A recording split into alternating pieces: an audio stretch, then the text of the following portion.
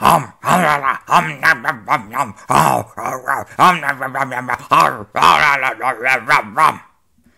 I'm just gonna say it. What's with the blob? Eric! Oh no, it's fine. I know my appearance is a bit frightening. Yeah, but that's rude. He shouldn't just call you a blob. Well, I just want to know who that is and why you just randomly brought a slime monster to dinner. She is not a slime monster. That is my sister, Sweetie. Why, for one, I'm glad that you found one of your siblings. Now maybe you'll stop talking about it in your sleep. Wait, Mr. G talks in his sleep? Oh yeah, I can hear him talk all the time about whatever he's dreaming about. It's actually a pretty big problem he has. Hey, shut up! Who gave you permission to listen to me while I sleep? Well, I'm just glad to find someone who doesn't find my appearance frightening. Why would I? Sugar's like the least threatening thing on the planet, unless you actually eat it, in which case it causes all sorts of problems in your body, but, you know, by itself, sugar is totally harmless. I mean, unless you enter me, I guess. By the way, Mr. G, don't you have a video to make? You're right. I have to go make a video. You guys watch Sweetie, and someone give this pasta to Andrew or something. I don't care. I'll be back soon. So, what are we gonna do? I don't know. I've never had to entertain a sugar blob before.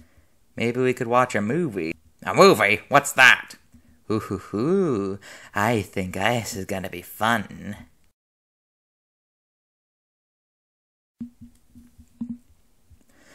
Hello everyone, and welcome back to Nightmares of Nature. As always, I'm your host, Mr. G.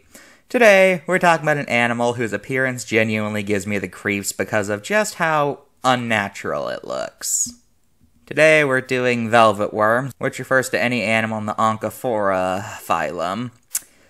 Let's just get this over quickly because I hate looking at these guys. Velvet worms. Despite their name, they're not actually worms. You could probably tell that by the fact that they actually have feet, unlike worms, which famously do not have feet. In fact, velvet worms aren't really related to anything, really. They are such an anomaly of an animal that, it's honestly kind of scary. They live in jungles in places like South America and Australia, and, yeah.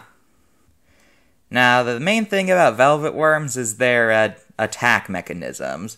You see, when they hunt for food, what they will do is that they will find another bug, and then they squirt a glue-like substance all over them, freezing their prey in place, at which point, much like a spider, they will liquefy their insides, slurping it out like a soup. Ugh. You know, I actually first heard about velvet worms in this kid's book I had when I was younger. I think it was a book about gross animals, and velvet worms were there, and I can see why. Velvet worms are absolutely disgusting animals to look at. But anyway, let's look at the card. I do not like the way it was drawn here. I know it's accurate, but it just grosses me out a lot. But anyway, errors. Well, after looking through this card, the only error I can find is that they claim that Onchophora is an order when it's actually a phylum. Other than that, though, there's a debatable error with the fact that it says they first appeared 500 million years ago.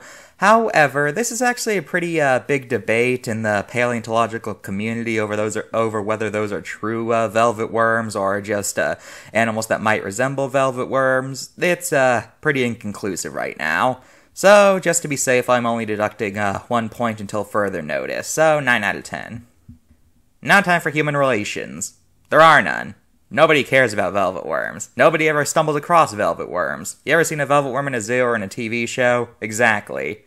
Sorry for the short video today, but these guys don't really relate to anything, so I couldn't put them in a double feature, and that's really all there is to them. So, yeah, that's all for this episode of Nightmares of Nature. Next time, we're looking at nature's biggest mistake. Bye.